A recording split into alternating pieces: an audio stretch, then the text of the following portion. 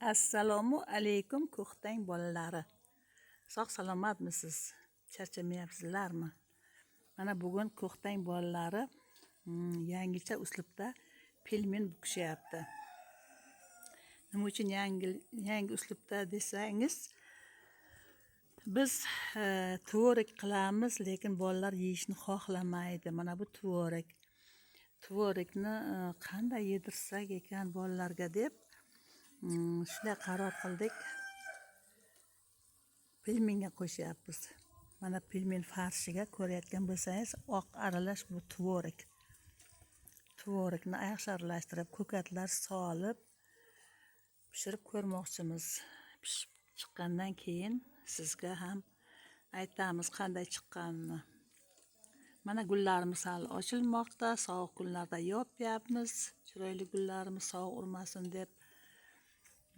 Xullas bugun tvorogli pelmen yeymiz siz bilan birgalikda.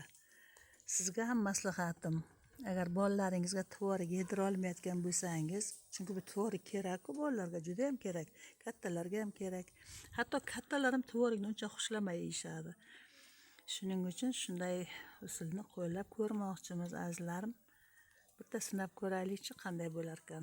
Biz kechqurun sizlarga natijasini aytamiz. Hozircha xayr, sog' bo'ling.